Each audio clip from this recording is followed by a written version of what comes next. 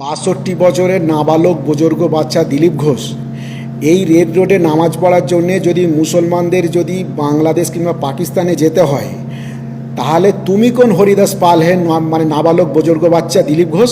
তাহলে তোমার যদি যোগাসন করতেই হয় এই রেড রোডে ৭ দিন মানে রাস্তা জাম করে নয়, যদি তোমাকে যোগাসন করতে হয় তাহলে তুমি কিন্তু ফিলিপিনে কিংবা চীনে চলে যাও। এই ভারতবর্ষটা যোগাসনের জন্য না, এই ভারতবর্ষটা হলো অরিজিনাল ভারতীয়দের জন্য, বুঝেছো? শুভেন্দু অধিকারী মহাশয় মুখ্যমন্ত্রী হয়েছে বলে উনি সবকিছু সিদ্ধান্ত আমাদেরকে মেনে নিতে হবে এরকম কিন্তু না। আমাদেরও একটা মতামত আছে, কারণ আমাদেরই একটা ভোটের জন্যই কিন্তু উনি মুখ্যমন্ত্রী হয়েছে। রাস্তায় নামাজ পড়তে হলে পাকিস্তান চলে যান বললেন দিলীপ ঘোষ।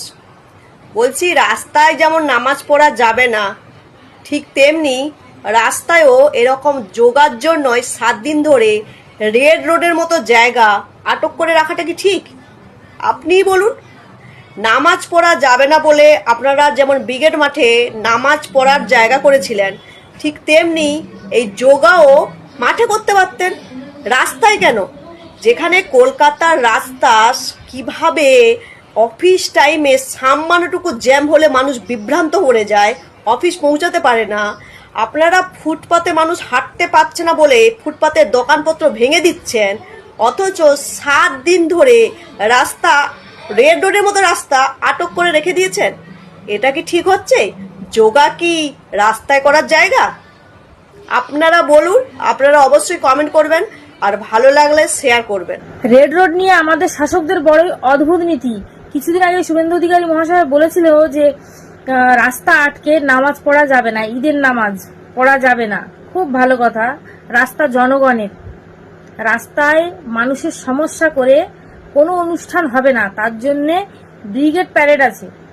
খুব ভালো কথা বলেছেন, কিন্তু বিচারটা মনে হচ্ছে একটু অন্যরকম হয়ে যাচ্ছে।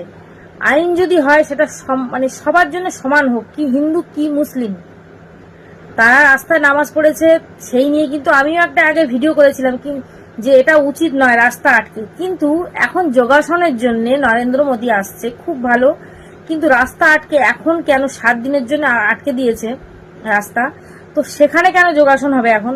আপনিই তো বলেছিলেন যে ওখানে রাস্তা আটকে কোনো অনুষ্ঠান হবে না, তাহলে এখন কেন হিন্দুদের এই অনুষ্ঠানটা হচ্ছে? এবার এর মধ্যে যদি কেউ আমাকে প্রশ্ন করেন যে আগে তো এই প্রশ্নটা কেউ করেনি, যখন ওরা রেড রোডে নামাজ পড়তো তখন এই প্রশ্নটা কেন কেউ তোলেনি? আসলে কি বলুন তো, জীবনের ভয় না সবারই আছে, বুঝতে পেরেছেন?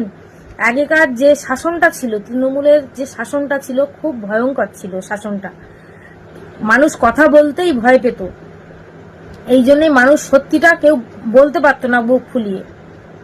আর এখন প্রত্যেকটা মানুষ বুক ফুলিয়ে কথা বলতে পারে। কথা বলা সেই জায়গাটা যাতে আমরা কথা বলতে পারি, সেই জন্যই কিন্তু এই সরকার আমরা চেঞ্জ করেছি, ঠিক আছে? সেই জন্য আমরা এই কথাগুলো এখন বলতে পারছি। তারা যেরকম আমরাও কি সেরকম হব? আপনারাই বলুন তো।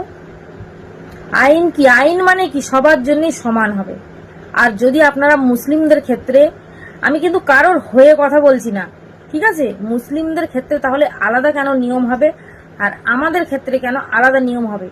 আইনটা সবসময় একই থাকুক আমি মনে করি, আর যেখানে যেরকম সেখানে সেরকম ভাবে বিচার হোক, কিন্তু আইনটা সবার জন্য সমান রাখুক, ঠিক আছে? তো এই যে রাস্তা আটকে, এখন যে আপনারা রাস্তা আটকে যে যোগাসন করবেন, এখন কি মানুষের সমস্যা হবে না? হ্যাঁ, আপনারা অনেকেই আমার এই ভিডিওটা দেখছেন, আপনারা একটু বিচার করে বলবেন তো যে আমি এই কথাগুলো ঠিক কথা বলছি নাকি ভুল কথা বলছি। শুভেন্দু অধিকারী মহাশয় মুখ্যমন্ত্রী হয়েছে বলে উনি সবকিছু সিদ্ধান্ত আমাদেরকে মেনে নিতে হবে এরকম কিন্তু না। আমাদেরও একটা মতামত আছে, কারণ আমাদেরই একটা ভোটের জন্যই কিন্তু উনি মুখ্যমন্ত্রী হয়েছে। একটা ভোটের কিন্তু অনেক মূল্য, সেই জন্যই আমরা দেশের নাগরিক হয়ে আমাদের এই কথাগুলো বলার অধিকার আছে, এই প্রশ্নটা করার অধিকার আছে। সেই জন্যই আমি কিন্তু এই প্রশ্নগুলো করছি যে আইন যদি হয় সেটা সবার জন্য সমান হোক। তাদেরকে যদি আপনারা, মুসলিমদের যদি আপনারা বলেন যে ব্রিগেড প্যারেড আছে নামাজ পড়ার জন্য, তাহলে যোগাসন করার জন্য তো ব্রিগেড প্যারেড আছে, ওখানে কিন্তু করা যায়, ওখানেও যোগাসন করা যায়। 5 বছর আগে 2021 সালে দিলীপ ঘোষের একটা বক্তব্য মনে আছে, যেটা নিয়ে ভীষণ বিতর্ক হয়েছিল ভোটের ঠিক আগে আগে, যখন তিনি প্রাক্তন মুখ্যমন্ত্রী মমতা বন্দ্যোপাধ্যায়কে হাফ প্যান্ট পরার নিদান দিয়েছিলেন। সেই সময় সবাই ছি করে উঠেছিল যে একজন মহিলা সম্পর্কে এরকম মন্তব্য তিনি করেন কি করে। দিলীপ ঘোষ কিন্তু দিলীপ ঘোষেই আছেন, তিনি আবার একটা এরকম বিতর্কিত মন্তব্য করেছেন, আর সেই নিয়েও কেউ কেউ বলছেন একদম ঠিক বলেছেন, আর কেউ কেউ বলছেন ছি এরকম কথা বলা যায় না। রেড রোডে যোগা দিবস উপলক্ষে প্রধানমন্ত্রী আসবেন, আর তার জন্য 7 দিন ধরে রেড রোড বন্ধ রাখার সিদ্ধান্ত নেওয়া হয়েছে। সেই নিয়ে একটু বিতর্ক হচ্ছে যে কেন 7 দিন ধরে আটকে রাখা, এবং কেউ কেউ আগ বাড়িয়ে প্রশ্ন তুলেছেন যে ঈদের নামাজ পড়ার জন্য রেড রোডকে পারমিশন দেওয়া হয়নি, সংখ্যালঘু মানুষদের যেতে হয়েছিল ব্রিগেডে, তাহলে 7 দিন ধরে রেড রোড বন্ধ করে রাখা হচ্ছে, এটা কি ঠিক হচ্ছে? আর একজন সাংবাদিক গিয়ে প্রশ্নটা করেই ফেলেছিলেন দিলীপ ঘোষকে। তিনি একেবারে তেলে বেগুনে জ্বলে উঠে বললেন যে ওনারাও হরিদাস পাল, কোথাকার হরিদাস পাল যে ওনাদের জন্য রেড রোডে নামাজ পড়তে দিতে হবে। প্রধানমন্ত্রীর জন্য রাস্তা আটকানো যেতে পারে, মুখ্যমন্ত্রীর জন্য আটকানো যেতে পারে, কিন্তু ওনারা কোথাকার হরিদাস পাল যে ওনাদের জন্য রাস্তা আটকানো হবে।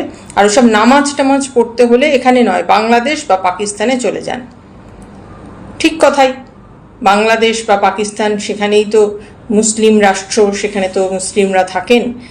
আমাদের দেশে এই মুসলিমগুলো তারা রয়ে গেছেন এবং তারা এখানে নামাজ টামাজ পড়বেন, ওসব হবে না। এবং তিনি আগ বাড়িয়ে এটাও কিন্তু বলে দিলেন যে মানুষ আমাদের ভোট দিয়েছেন এগুলো বন্ধ করার জন্য, আর আমরা সেই জন্যই এগুলো বন্ধ করছি এবং বন্ধ করব। একদম ঠিক কথা, মানুষ ওনাদেরকে ভোট দিয়েছেন, ওনাদেরকে জিতিয়ে এনেছেন ক্ষমতায়, আর তাই মানুষকে তো ওনারা ভোটের আগে বলেইছিলেন যে একটুখানি টাইট দেওয়া হবে এই সমস্ত সংখ্যালঘুদের, সেই টাইটটাই উনি দিচ্ছেন। কাজেই মানুষকে যে প্রতিশ্রুতি দিয়েছিলেন সেটাই পালন করছেন, ভুল কিছু তো করছেন না। এত গলগল রব, এত আলোচনা, এত নিন্দা চর্চা করলে চলবে? এসব নামাজ টামাজ পড়তে হলে ভাই বাংলাদেশ বা পাকিস্তানে যেতে হবে, এখানে এসব চলবে না। এই যে 7 দিন ধরে যে অনুষ্ঠান চলবে, এটার জন্য রেড রোডে যে এটা অনুষ্ঠিত হবে তার জন্য যে অনেক রাস্তা, মানে এটুকু যতটুকু আমি খবরে জানি যে 7টা রাস্তা বন্ধ করে এই অনুষ্ঠানটা চলবে 7 দিন ধরে। তো এই রেড রোডে যে যান চলাচলের অসুবিধা, জনসাধারণের অসুবিধার কারণেই যে নামাজটা হতে দেওয়া হলো না, আর তার মানে এটাই বোঝা গেল যে এটা আসল কারণ নয়। কোনো একটা সম্প্রদায় মানুষকে আটকানোর জন্যই, কোনো একটা সম্প্রদায় মানুষের কোনো অনুষ্ঠান, কর্মসূচি, ধর্মীয় অনুষ্ঠান নষ্ট করে দেওয়ার জন্যই এই সিদ্ধান্ত নেওয়া হয়েছিল।